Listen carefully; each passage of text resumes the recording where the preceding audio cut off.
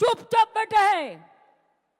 नीतीश बाबू चुपचाप बैठे हैं। पावर के लिए आपको दिल भी दे सकते हैं, आपका खून भी दे सकते हैं।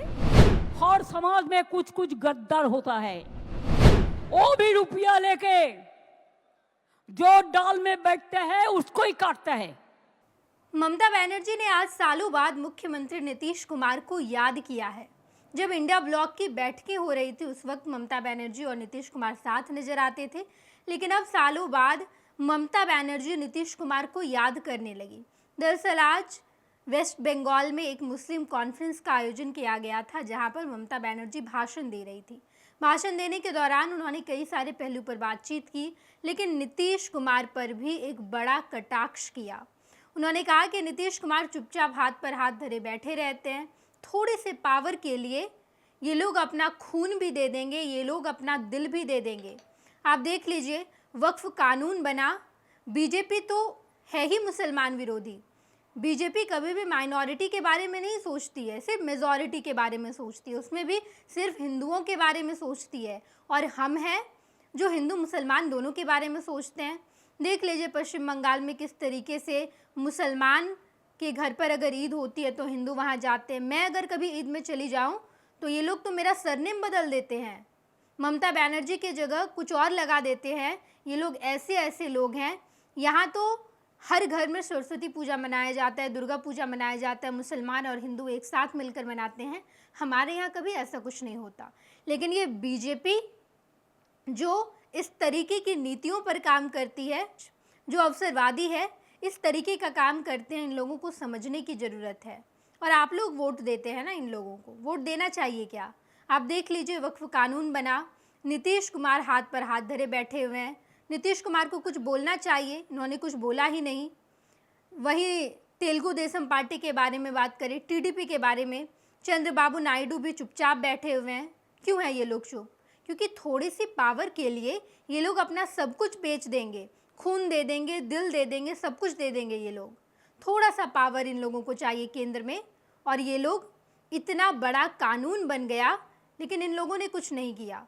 आप लोग इन लोगों को वोट देते हैं, दीजिए वोट, अच्छी बात है वोट देना, लेकिन ये भी सोच कर दीजिए कि ये लोग कर क्या रहे हैं। नीतीश कुमार और चंद्रबाबू नायडू पर ममता बनर्जी ने बड़ा कटाक्ष किया है। आप सुनिए, जब इस मुस्लिम कॉन्फ्रेंस में ममता बनर्जी मौजूद थी तो उन्होंने नीतीश कुमार और चंद्रबाबू नायडू को लेकर क्या कुछ कहा। तो भी आप ये सब करते हैं। और देखिए चंद्रबाबू नायडू चुपचाप बैठे हैं। आप लोग तो उनको भी वोट देते हैं, देना चाहिए, मैं तो ऐतराज नहीं करती हूं। चुपचाप बैठे हैं, नीतीश बाबू चुपचाप बैठे हैं, पूरा सपोर्ट देता है। क्या थोड़ा दे देंगे बीजेपी, थोड़ा पावर दे देंगे। इसके लिए, पावर के लिए आपको दिल भी दे सकते हैं, आपका खून भी दे सकते हैं। आपको वोट देना चाहिए था, नहीं देना चाहिए था। और एक बात है, मेरे को चैलेंज है, अगर वॉकआउट एक्ट को चेंज करना है तो आप क्यों कॉन्स्टिट्यूशन अमेंडमेंट नहीं किया? 2/3 मेजोरिटी में ये एक्ट पास होना चाहिए। खाली मेजोरिटी से नहीं होता। जब कॉन्स्टिट्यूशन अमेंडमेंट होता है तो कॉन्स्टिट्यूशन अमेंडमेंट होता है 2/3 मेजोरिटी के लिए। लेकिन आप चालाकी किया है, आप कॉन्स्टिट्यूशन अमेंडमेंट नहीं करके आप एक बिल किया है। जितना तक वॉकआउट अमेंडमेंट एक्ट किया है, लेकिन कॉन्स्टिट्यूशन अमेंडमेंट नहीं किया।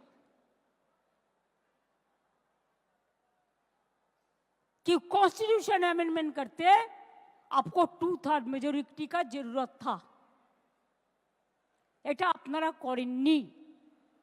যাই হোক, যা ওদের আছে তো আছে, যা করেছে আমরা কেউ সমর্থন করিও নি আর করবও না। কিন্তু আপনাদের কাছে আমার হাত জোর করে অনুরোধ থাকবে, আপনারা এলাকায় শান্তি রক্ষা করুন। বিজেপি बाहर का गुंडा लेकर, ये उसका प्लान है। उसका पहले प्लान था रामनवमी का दिन में करने के लिए, लेकिन आप लोगों ने वो प्लान भेज दिया है। आप लोगों ने जॉइंटली कर दिया। आपको बहुत बहुत सैल्यूट है इसी के लिए। चालाकी से काम लीजिए। और ये भी एक है, हर समाज में कुछ कुछ गद्दार होता है,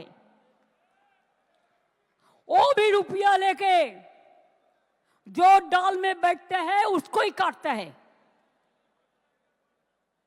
अरे रुपया तो इंसान क्यों जन्म लेता है? आज है तो कल नहीं है। हम जब जन्म लेता है खाली आता है, खाली हाथ में। आज जब चला जाता है तब भी खाली हाथ में चला जाता है। तो इतना लोभ करने का जरूरत क्या है? आप क्यों रोजा मानते हैं? अल्लाह ताला के पास आप दुआ मांगते हैं, शांति के लिए, सुख के लिए, सबको लिए, विश्व शांति के लिए। तो आप हमको बोलिए, आपको अगर मूवमेंट करना है, आप इंडोर स्टेडियम में करो ना, अंदर में करो ना, कोई तो मना नहीं किया। लेकिन बाहर में क्यों आप इसके फंसा है, इसमें फंसा है? बाहर में मत करिए। बीजेपी कोई लड़का आके हिंदू मुसलमान को भड़काएगा तो आप लोगों को एक रोल प्ले करना है, इमाम साहब को कहना है, इसमें आप लोग मत जाइए। हम शांति चाहते हैं, हम शांति चाहते हैं, हम शांति चाहते हैं। आपने देखा कि साफ तौर पर ममता बनर्जी चंद्रबाबू नायडू पर कटाक्ष करती हैं और उसके बाद नीतीश कुमार पर भी बोलती हैं। जब इंडिया ब्लॉक बना, जब देश भर की विपक्षी पार्टी एकजुट हुए, तो उस वक्त ममता बनर्जी ही वो शख्स थी जिन्हें नीतीश कुमार से आपत्ति थी। नीतीश कुमार को वो कन्वीनर बनते नहीं देखना चाह रही थी। उन्होंने कहा कि बाकी और ऑप्शंस भी हैं, मल्लिकार्जुन खड़गे को बन जाना चाहिए, वो दलित प्रधानमंत्री बनेंगे अगर हमारी सरकार बनती है। वहीं आम आदमी पार्टी के नेता अरविंद केजरीवाल को भी यही लग रहा था, जिससे अंततः ये हुआ कि नीतीश कुमार ने गठबंधन तोड़ दिया। बिहार में एनडीए की सरकार बन, इंडिया ब्लॉक जैसे ही खत्म हुआ। अब ममता बनर्जी ने नीतीश कुमार और चंद्रबाबू नायडू को याद किया है और कहा है कि ये देख लीजिए इन लोगों को, ये लोग सब कुछ बेच देंगे थोड़ा सा पावर पाने के लिए। पैनोरमा ग्रुप, जो सोचता है वो करता है। आपके अपने सपनों का आशियाना। ये लो मुंह मीठा करो, आज मैंने अपना जॉब छोड़ दिया। अब हम पूर्णिया वापस जाएंगे। जॉब छोड़ दिया है? मतलब ये घर कैसे चलेगा? हम करेंगे क्या? और माँ बाबूजी क्या बोलेंगे?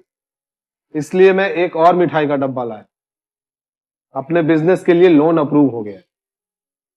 अरे लोन अप्रूव हो गया वो तो ठीक है, लेकिन पूर्णिया में हम रहेंगे कहाँ? अपना घर भी तो नहीं है वहाँ। इसलिए तो एक और मिठाई का डब्बा अलग से लाया हूँ। हमने पूर्णिया में घर ले लिया है, पूर्णिया के ई होम्स पैनोरमा में। पूर्णिया में पैनोरमा ग्रुप लेकर आए हैं ई होम्स पैनोरमा।